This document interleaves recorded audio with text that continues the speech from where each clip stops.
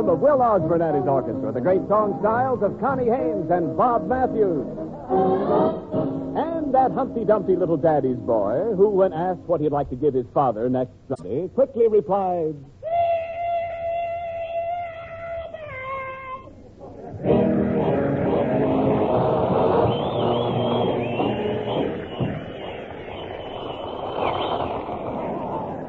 Costello, you got... Come on, lady.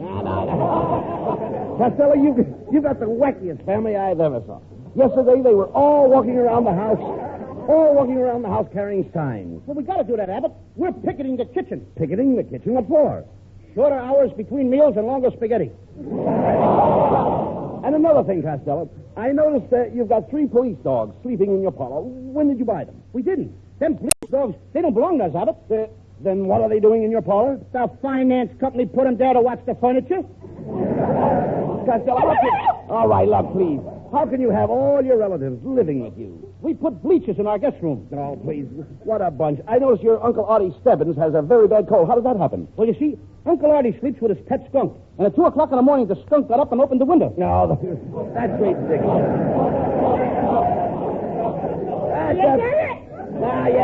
Yes, I get it. That's ridiculous. Tell me, Costello. Will you listen to me, please? Is your Uncle Mike still living with you? I beg your pardon? Is your Uncle Mike still living with you? Oh, my Uncle Mike. You know, I was lost for a second. Well, you should. Yeah, sure. He's very helpful around the house. He is? Last week, he connected the radio up to the washing machine. What good is that? Now, every time my mother washes Pop's red flannels, Frank Sinatra sings, Super Sod, lots of more Super Sod. Yeah. All right. Will you please? What's the matter with you? Super Sod? Yeah, you said that. We get a case of Super Sod. All right, we'll get it, but that's not the point. Your father should ask him to move. Oh, he will when he finds out that Uncle Mike hung the shower curtains in the living room. He hung the shower curtains in the living room? What happened? What happened? Well, my Aunt May went to take a bath. She slipped off her bathrobe, grabbed the soap, pulled back the shower curtains, and stepped right out on the front porch. And she sang, Super Sod! Look, Costello, what became of your cousin, Tilly? Doesn't she live at your house anymore? Oh, no, we had to get rid of Tilly, Abbott. She was ruining our front hall. Tilly was ruining your front hall? Yeah, she's so bow-legged, she scraped all the paper off the walls. Tell me, Costello, how did your cousin Tilly get so bow-legged? That was caused by the trip she took coming from Patterson to Hollywood. Oh, no. How could Tilly's trip from New Jersey to California make her bow-legged? She hitchhiked the ride on an oil truck. Costello, why did your family ever come to California in the first place? Well, my Uncle Mike came out here to sell his invention. He invented magnetized cheese for catching rats. Magnetized cheese for catching rats? Yes. And this cheese is so powerful that any rat will stick to it like glue. Well, why doesn't your Uncle Mike sell it? He can't get it out of his hand. Oh, that's preposterous. All your Uncle Mike does around here is go to the racetrack. I saw him out there Saturday. He had to go to the racetrack, Abbott, to work on his new experiment. He's crossing a horse with a fish. Now, wait a minute, Costello. That's impossible. Nobody can cross a horse with a fish. Well, I heard him tell my Aunt May that he put a fin on a horse's nose. Look. Costello, you're an imbecile. Why do you continually insist on showing your ignorance? What's the good of having ignorance if you can't show it? You are even dumber than your Uncle Mike. Why did your Aunt May ever marry him? She married Uncle Mike because he reminded her of her first 7 husbands. Your Aunt May had 7 husbands, and they were all like your Uncle Mike? What a gamble she took with love. Yeah, she finally hit the jerk pot. Costello, I sympathize with your father, living with that bunch of parasites. What did you say? I said your relatives are parasites. That's a lie. They are not parasites. They're Americans just like you and me. Oh, Costello, why don't you do something to make your father happy? Look, why don't you go out and get a job? Oh, I couldn't do that, Abbott, because I promised my mother I would never hurt anybody's feelings. Your getting a job couldn't hurt anybody's feelings? It could hurt mine. Besides, I tried to get a job in the Air Force as a bombardier, but they turned me down. Yeah, I don't believe that. Okay, I'll read you this letter they sent me. Here it says, right here. Dear Lou Costello, we cannot use you in the Air Force as a bombardier. The general listened to your program last Thursday night, and he said Costello may be all right on the radio, but how do we know he can raise those eggs from 10,000 feet? Ah, get him out of here. Get him out.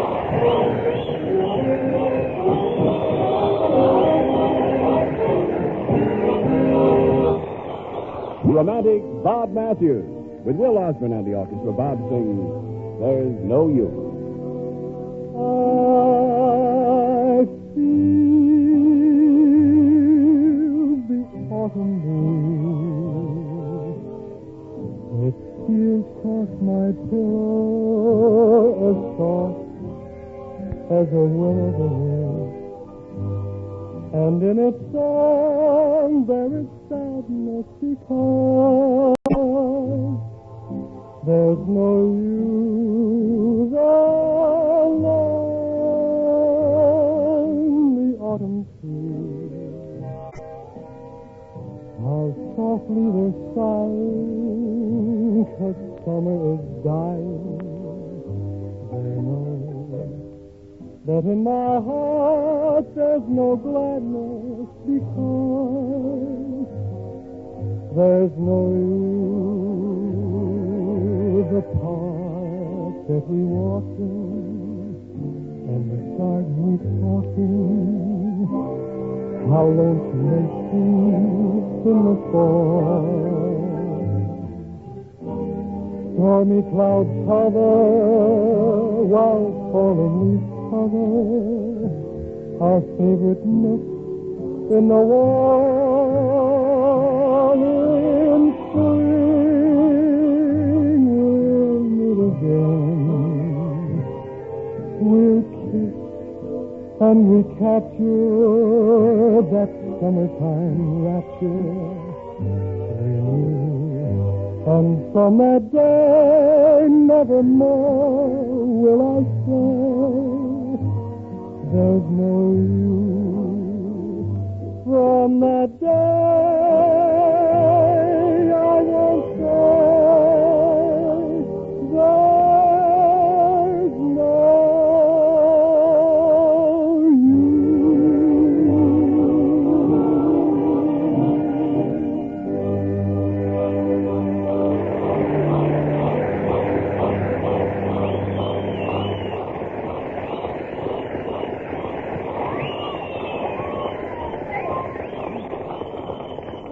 Well, Costello, there's a taxi. Call him. Call a taxi? Yeah, call him. Oh, taxi! Taxi! Hey, Tabby, are you engaged? No, but I'm going steady. Okay, Hop in. Hop in. I'll take you down to the department store so you can get a present for your father. How did you know we were going there? I got a script, too.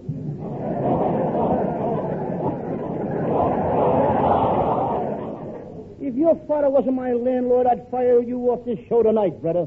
Oh, yeah? Yeah. And if I wasn't bigger than you, I'd punch you right in the nose. It so happens that I am bigger than you. That's a better reason. Oh, come on, Costello. Let's go before the store closes.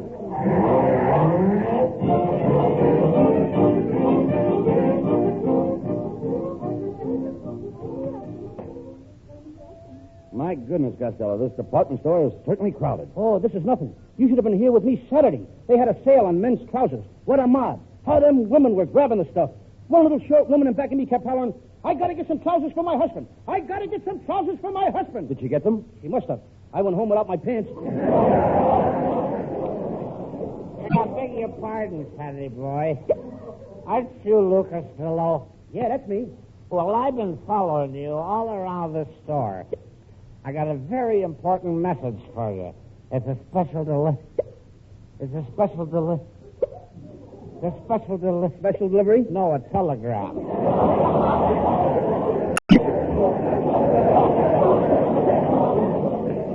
And it's 50 cents collect. Okay, here's the 50 cents. Thanks. I'll sing it to you. Happy Father's Day to you. Happy Father's Day to you. Happy Father's Day to you. Lucas the Hill. Lucas the Hill. Lucas the Hill. Lou Costello. No, Bud Abbott.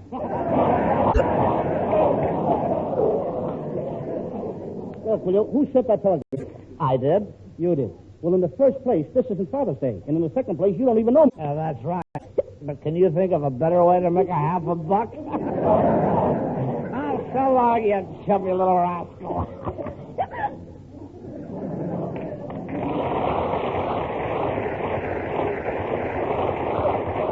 Well, that's what you get for talking to strangers, Costello. But come on. We've got to find a present for your father. Hey, wait a minute. There's the undies department, and I need some. Hey, clerk. What's on your mind, rough, round, and repulsive?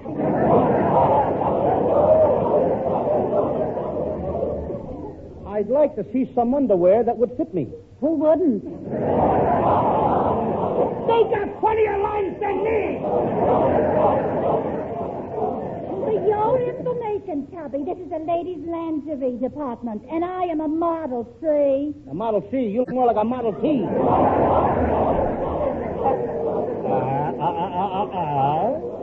Young man, be careful how you talk to that lady. She may be a woman. Boy, this show is suffering. This show is suffering from too much help. Hey, Abbott, fire that guy. No, we can't. The Manpower Commission froze him to this job. Yeah, well, remind me to defrost him in the morning. Hey, Costello, there's the notion counter over there. Maybe we could get something there, huh? Oh, look at that girl behind the counter. Ain't she beautiful? Gorgeous. Have you got any notions? No. And if you all got any, you'd better get rid of them. My father is a store detective, and he's 6 feet 5 inches tall. He weighs 270 pounds. And yesterday, a fresh guy like you flirted with me, and my daddy bashed his head in. Now, what do you want? Gloves, socks, or handkerchiefs? I'll take an aspirin. Hey, look, Costello. Now, there's something that would be very nice for your father. A nice, soft pillow, filled up with down. Up with down. Certainly. You see that pillow up there? That's down. How can it be down if it's up there? You dummy, I'm not talking about where it is. I'm talking about what it is. The pillow is up, but it's down. It's up, but it's down. Abbott, are we both looking at the same pillow? Of course, that pillow up there. Then you admit that the pillow is up. Certainly it's up, but it's down. Look, I've been watching that pillow and it ain't moved yet. It's still up there. That's right. You just said it was down. How did it get down? It didn't get down. It is down. It's always been down. That pillow is down even when it's up. One of us is nuts, brother. That pillow is down, Costello. You get down off a duck's back. That's a lie. I never even got up on a duck's back. I didn't say you got up on a duck's back. I said you get down off a duck's back. How can I get down off a duck if I never got on a duck? Please, You don't listen. get off a duck's back if you don't get on it. Now listen, you dummy. When I say the pillow is down, I don't mean down like in the direction down. I mean down like the kind of down you get when you get down off a duck's back. And that kind of down can be up or down, and it's still down. Oh, when you say the pillow was down, you don't mean down like the direction down. You mean down like the kind of down you get when you get down off a duck's back, and that kind of down can be up or down, and it's down. Now you've got it. Oh, I got it. I don't even know what I'm talking about. Get him out of here.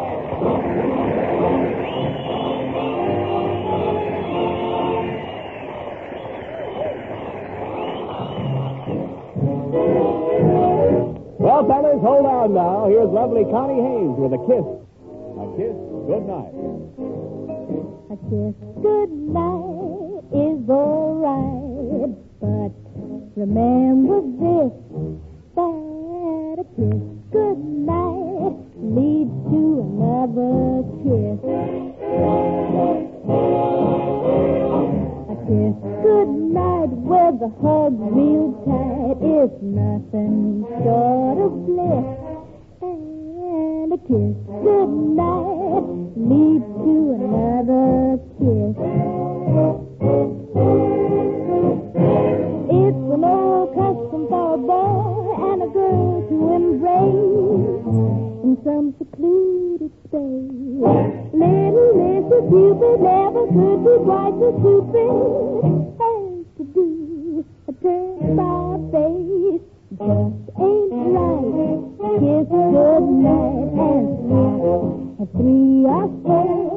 'Cause a kiss good night leads to a dozen or more. You kiss me once, kiss me twice. Oh, baby, how you kiss me so nice. I have a suggestion. Please kiss me again. It's an old custom for a boy and a girl to embrace in some secluded space. Little Mr. Cupid never could be quite so stupid as to do a turn-about face. Just ain't right. It's good night and stop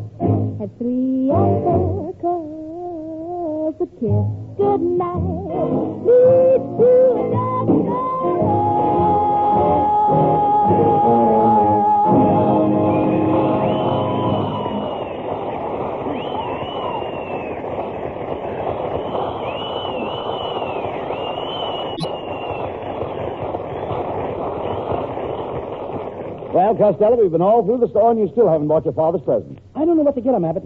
Every time I get him a present, he loses it. Last year, I bought him a watch. He lost it. You bought him a watch and he lost it? Yeah. How did he lose it? He couldn't keep up the payments.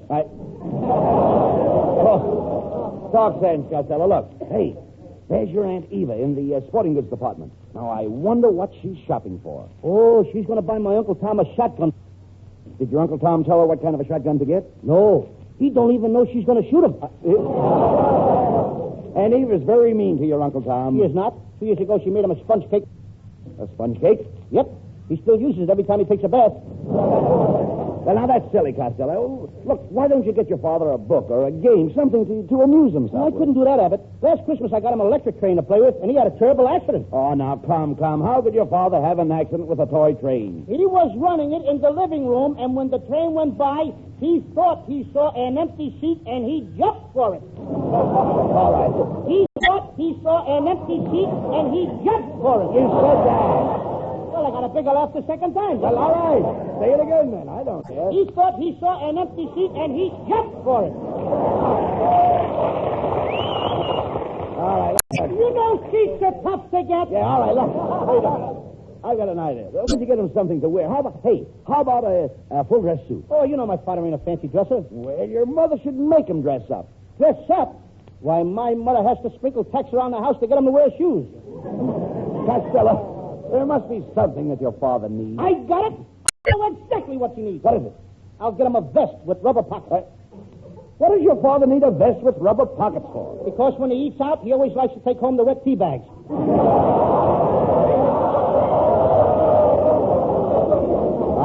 All right. Sorry, joke, huh? Anything to get it settled. Go ahead, buy him the vest. And now, Costello, if you're going to step out with your father, you should get yourself a new suit. All your clothes look terrible. I can't help it. I wish I had somebody to pick up my clothes for me. Now, you know, I'm glad you said that, Costello, because right here in this store, they have the world's greatest authority on men's clothes. Greetings, gentlemen. I am the world's greatest authority on men's styles, Professor Melonhead. Better known as Fashion Plate Melonhead. Fashion what, Melonhead? Fashion Plate. Wait, your head looks more like a soup bowl. Hey, get a load of that shiny dome. I've seen more hair on a 10-cent toothbrush. Costello, wherever I go, my head arouses admiration. Your head would arouse the mother instinct in an ostrich. And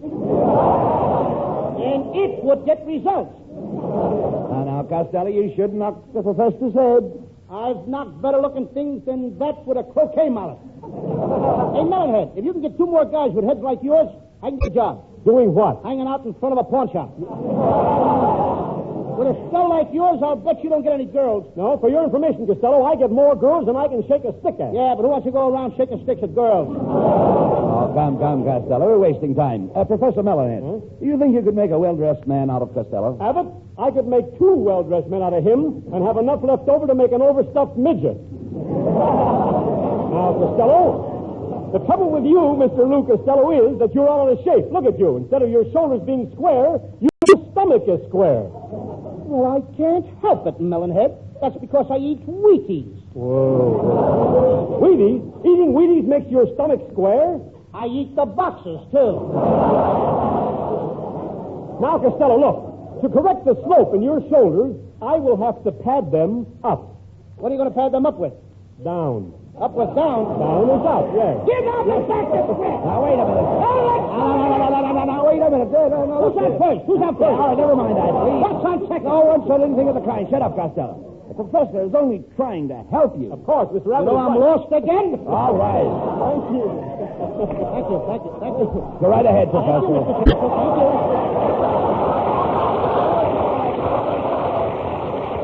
Go right ahead, Professor. All right. Who talks? I do. Mr. Abbott is right. It's my turn. Mr. Abbott is right, Costello. You look like an embryonic wharf rat. Now, look, what's the idea of wearing... Fine place to find my part on wharf rat. Gotta find it on wharf rat. Look how you're dressed. What's the idea of wearing that locket around your neck? You shouldn't have mentioned that, Melonhead. No? I wear this locket as a remembrance to my old girlfriend. Poor Ruby. In here is a lock of her hair. Oh, I'm sorry. Is Ruby gone? Nope. but her hair is. Why, you irritating imbecile, if I were your father, I'd give you a Mickey. Melonhead, if you was my father, I'd take it. Come, Professor. All this is not getting Costello dressed up now. You're right, Abbott. Costello, how about your clothes? You have flannel? Yes. You have gabardine? Yes. You have twills? What? I said, do you have twills? Only when I go out with girls. Good. All right.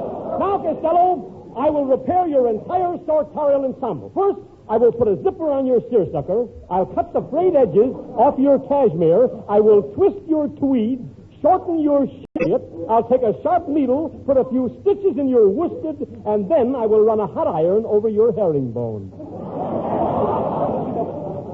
You wouldn't dare. You haven't got the nerve. Tut, Costello. Don't tut me, Melonhead. This time you have gone too far. I didn't say nothing when you took me for a sucker with that zipper. I kept my mouth shut when you put twisted weed in my Chevrolet. I didn't squeal when you took that sharp needle and put stitches in that innocent cashier.